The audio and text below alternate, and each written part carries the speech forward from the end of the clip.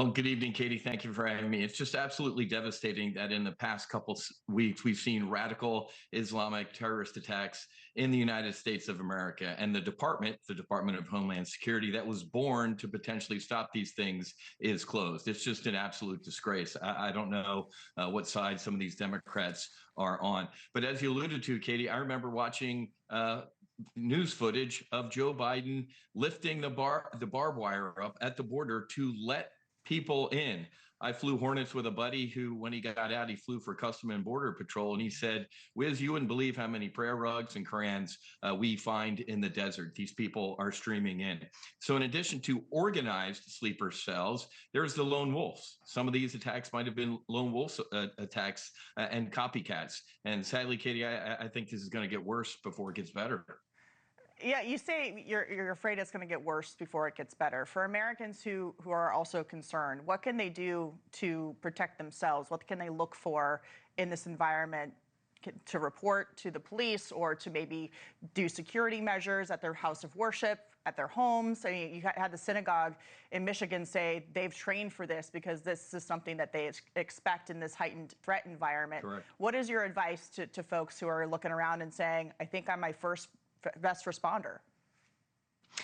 Well, Katie, it's sad to say, but the war is here, right? These are enemy terrorists. These are enemy soldiers potentially in our country. So you have got to keep your head on a swivel. Assume whenever you're at a soft target. I mean, geez, it was bars in Austin. It was a synagogue. It was an ROTC class on a college campus. We have a ton of soft targets in this country. You have absolutely got to keep your head on a swivel. And Katie, it's your gut. If the hair on the back of your neck is standing up on the subway or in the airport or anywhere, absolutely say something and sound the alarm. It's better to overreact in these cases than it is to underreact, sadly, as we've seen in the past couple of weeks. And a quick shout out to the ROTC students at ODU. God bless those young men and women in that class who handled that terrorist. They ran to the sound of gunfire, a little too late to save their instructor, and God bless that Army helicopter pilot survived combat overseas, and he's killed on American soil by a radical Islamic terrorist. It's a disgrace. It's an Islamic terrorist that went to federal prison for being connected to ISIS, who was here and naturalized as a citizen from Sierra Leone, and not denaturalized to send him out of the country before he could do that to, as you mentioned, a decorated combat soldier.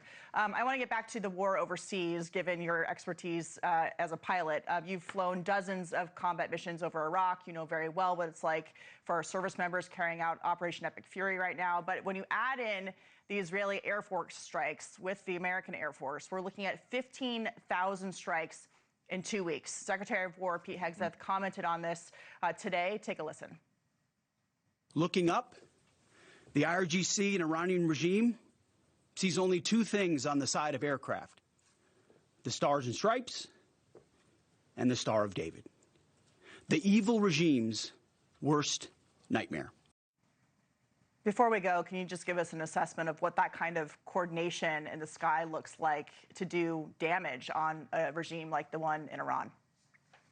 Absolute overwhelming firepower. Katie, us alone is overwhelming firepower, but coupled with the Israelis, this is not your mother and father's Desert Storm or Operation Iraqi Freedom. The weapons that we're seeing today, the coordination, it's just off the charts. We have met and exceeded what the three strategic objectives President Trump initially laid out. And it's just a matter of time that the Iranian regime truly collapses. They're hiding in the mountains. They're using cardboard cutouts of their new dear leader. They're on the ropes right now. Never want to underestimate our enemy. We're going to fight this thing all the way to the end. I know Dan Kane. I know Raisin. I've known him for over 2 decades, and he's the right man for this job. Yeah, and you have the president and Pete Hegseth saying we are fighting to win, which is something we haven't heard in quite a long time. Matthew Buckley, thank you so much. Take care. Thank you for watching. Subscribe below and download our NewsNation app right now on your phone, and you will get fact-based, unbiased news for all Americans.